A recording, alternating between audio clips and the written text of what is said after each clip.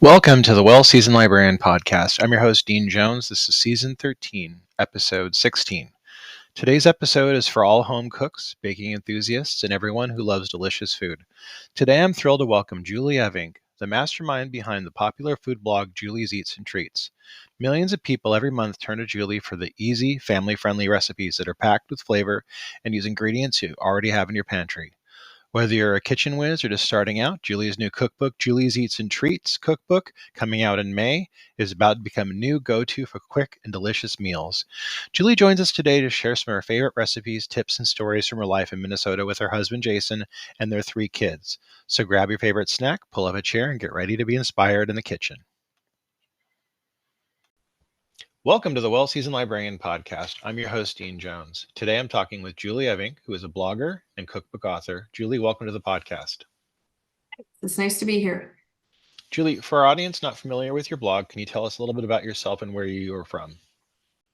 I am Julie. I have the blog Julie's Eats and Treats, and I've been blogging since 2010. My blog focuses on just easy recipes for everyday families when you're in a rush and you need meals, dinners, snacks, breakfast, whatever it is. Just delicious recipes, and they use pantry ingredients that you can easily have on hand. Now, I want to say a really hearty congratulations on the upcoming release of your cookbook. Can you tell us about what inspired you to create Julie's Eats and Treats Cookbook? I just wanted to create a resource for families that they can reach for whenever they need a quick and easy meal or something to take to a bake sale or an easy breakfast when entertaining. And just a resource and something that would be passed down. It's like, I kind of call it, do you know like the Midwestern church cookbooks? Yeah, absolutely. I kind of call it a glorified Midwestern church cookbook. Just those staple recipes that you know will turn out and be delicious. Yeah, I mean, it's funny because we see a lot of stuff nowadays. I've had the experience of cooking for 7 or 8 people or more, or cooking for 2, and it's a vast difference. And you get a lot of these cute little things on TikTok, and it's really made for 2 people. But cooking for a lot of people is a challenge, right? It is. It is a big challenge. But I have a degree in hotel, restaurant, and institutional management. So I've had instruction on like mass quantity cooking down to like tableside cooking for 2. So I kind of have all realms of the aspect. Now, your blog is known for its no-fuss recipes using pantry staples. How does this philosophy translate to the cookbook, and what are some benefits for home cooks of this? So I really just took what my blog is and reiterated it in a printed version. I live in a town of 5,000 people. We have one grocery store, and my motto is always that whenever you pick up one of my recipes, you will only need to go to one grocery store to find all the ingredients. You will not be chasing around for them, and most of them are probably already in your pantry. With that being said, I maximize flavors. There's never a lack of them, and all my recipes are approved by my kids. That can be a pretty tough crowd to please. I know from experience that can be really difficult. So if it's kid approved, that's pretty good. Yes, for sure. Now, I want to ask you about your blog a little bit. How did your blog change your life once you started writing it and putting it out there and you had it out for a while? How did this change things for you? I call myself the grandma of blogging. I started in 2010. So when I started, it was brand new. I mean, blogs were more like a journal or something like that. Yeah. No one was making money on them. It was not a career. There was no social media influencers because there was literally hardly social media.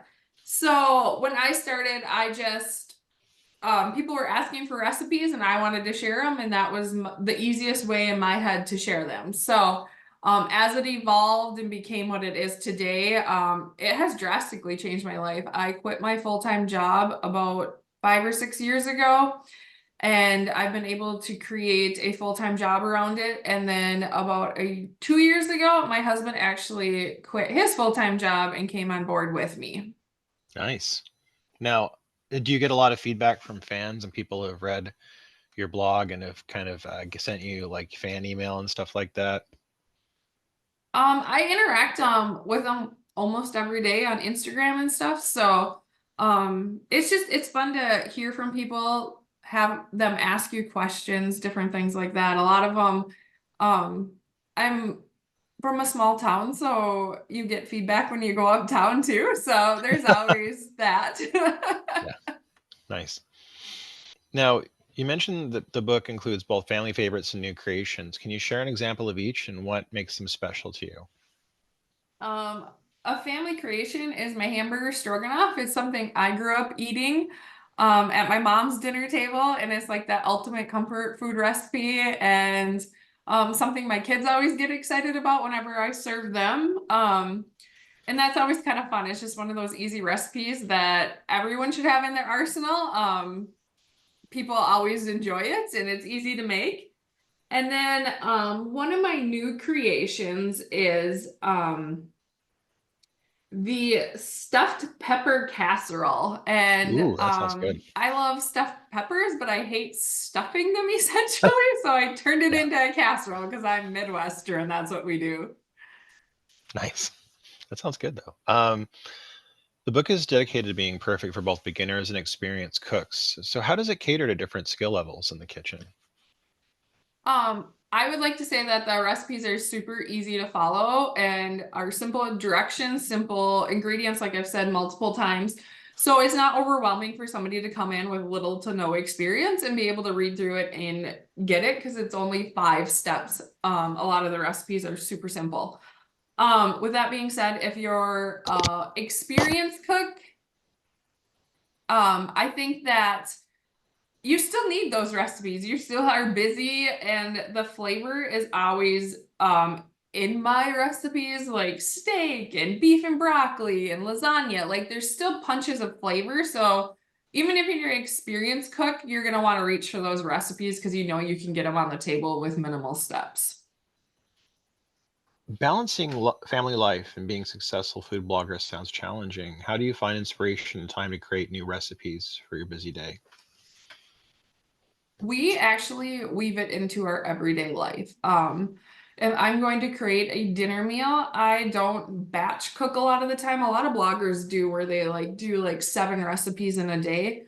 My philosophy is I want my kids' opinions on things, and so I will test my recipes during dinner because I need to make dinner anyways, and get my family's opinions. So that's kind of how I test my recipes, is just that my family eats them, we try them, we retry them. So it's kind of part of everyday life.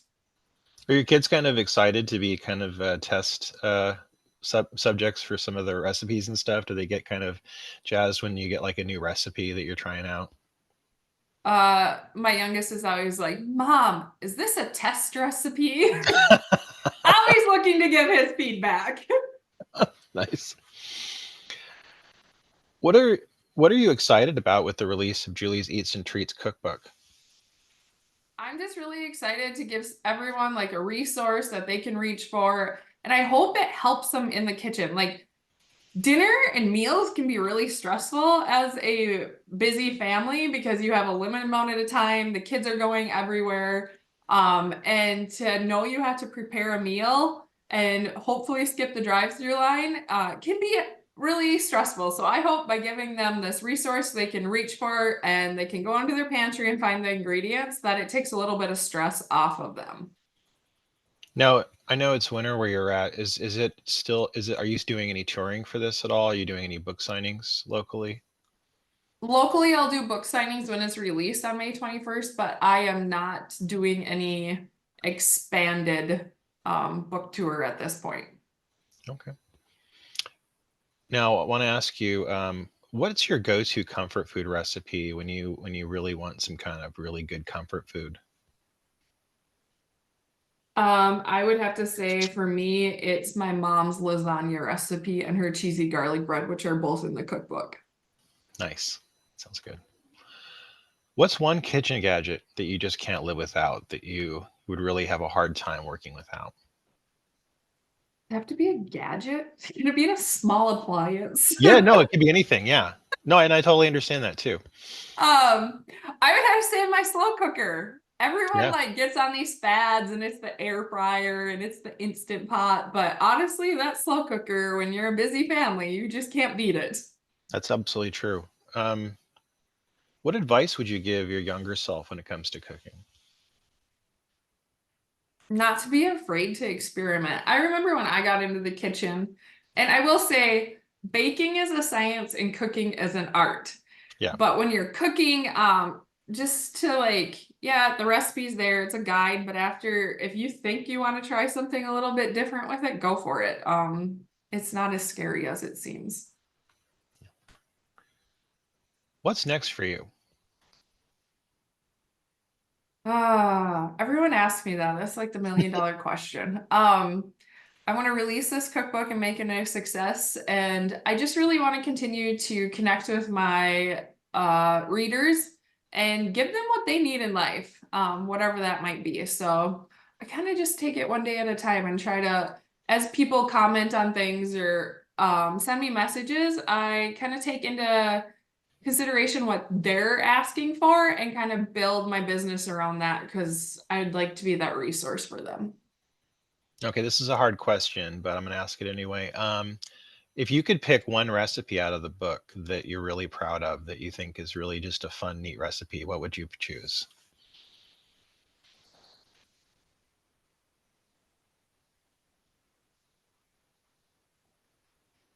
I know that's a really difficult one. It's like asking which is your favorite child. Oh, right.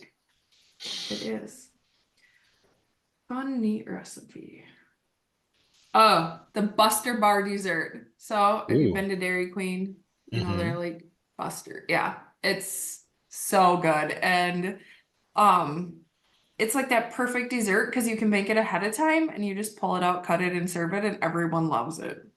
Oh, I knew a few people that would really love that. That sounds wonderful. Thank you. Mm-hmm. Well, I want to really thank you for being on the podcast, Julie. I've really enjoyed getting to talk to you, and I want to recommend the cookbook for everybody when it comes out in May. It's Julie's Eats and Treats. And is it available online? Can we get a link to that through Amazon? And I could put that on the bio. Yep, it's you can it's ready for pre-order on Amazon right now. Well, I would recommend everybody get on that and get a pre-order because it's going to go quick. So, Julie, thank you for being on the podcast. I really enjoyed getting a chance to talk to you. Thanks for having me. All right. And then we're going to. That was my conversation with Julie Evink. Her new book, Julie's Eats and Treats Cookbook, will be coming out in May. We have links to pre-purchase this book, and you'll want to do that before it runs out. We have a link in the bio for you to do that. Next week, we'll be talking to Rebecca Abbott and Jennifer West to talk about their new book, Air Fryer All Day, 120 tried and true recipes for family-friendly comfort food. Until then, I'll see you at the library.